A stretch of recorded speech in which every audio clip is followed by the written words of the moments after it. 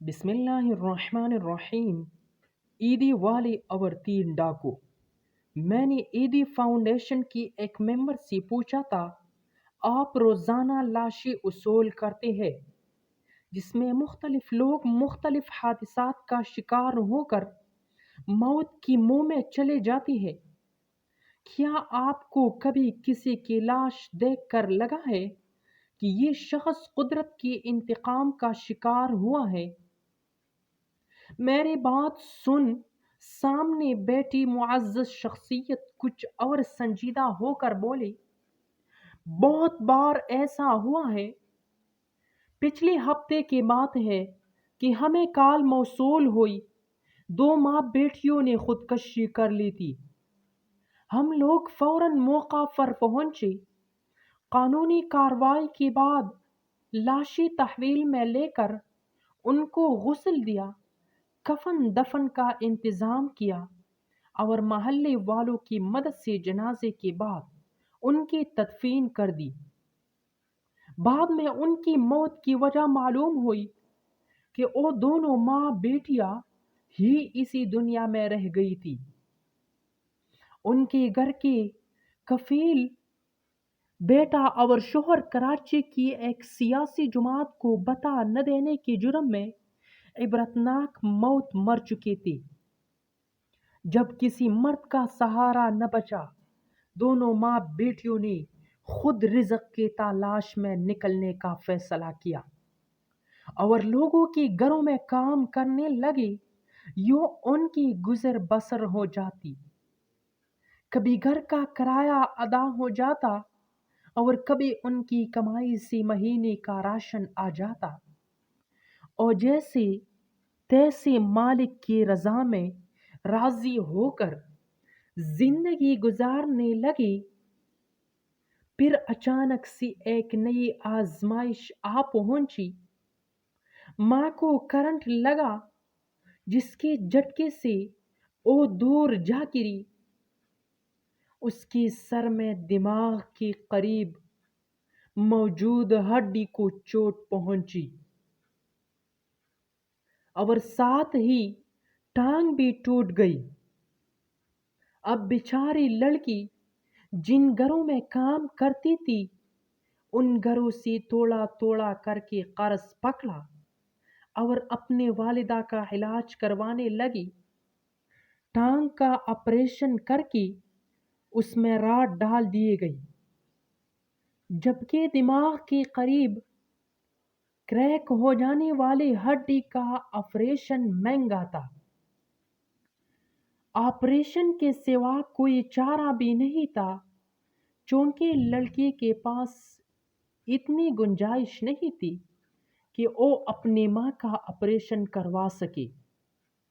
لہذا وقتی طور پر سکون اور دواؤں اور انجیکشن کے ذریعے اس نے اپنے والدہ کی تکلیف کو کم کرنے کی ہر ممکن کوشش کی،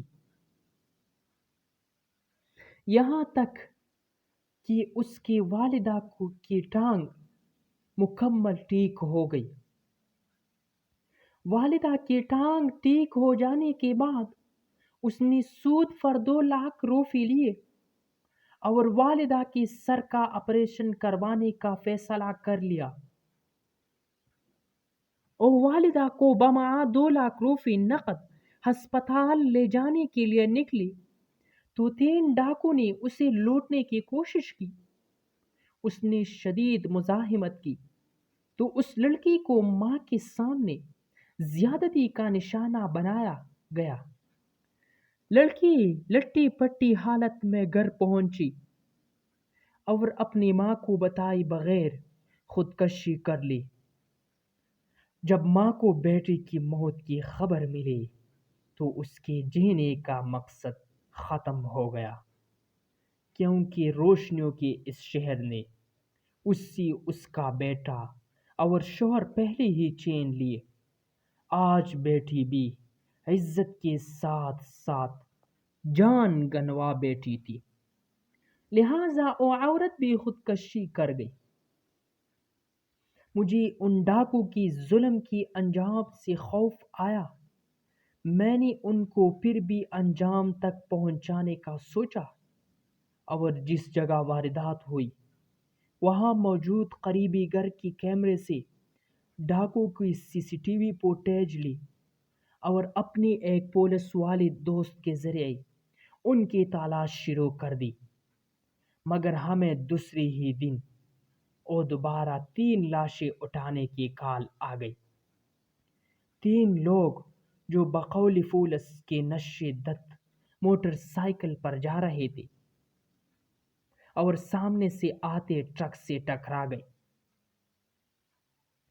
ٹرک نے سینے سے نیچے کا دڑ کچل کر رکھ دیا تھا۔ ان کے پاس شراب کی بوتلیں ٹوٹی پڑی تھے اور جیب سے 1,92,000 نقد رقم ملی تھی۔ جب میں نے پولیس سے لاشیں تحویل میں لینے کے لیے پہنچا تو میں حیران رہ گیا اور 3 لوگ وہی ڈاکو تھے جنہوں نے گزری ہوئی کل میں ایک یتیم لڑکی کو بے آبرو کر کے اس سے 2 لاکھ روپے چھین لیے تھے، اور یہ 2 لاکھ روپے ان کی کسی کام نہ آئے تھے۔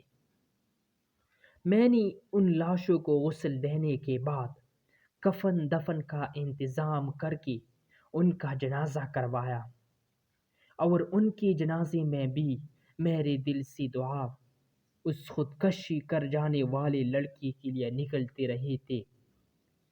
ان تینوں کی موت اور حالت دیکھ کر مجھے لگا تھا یہ لوگ خدا کو بولے ہوئے تھے، اور اب ان کی لگا میں کھینچ کر قدرت نے ان سے اپنا انتقام لے لیا ہے۔ اختتام: اگر آپ کو یہ سبق آموز ویڈیو اچھی لگی ہو تو پلیز سبسکرائب کریں، فار مور ویڈیوز، اور لائک ضرور کریں ویڈیو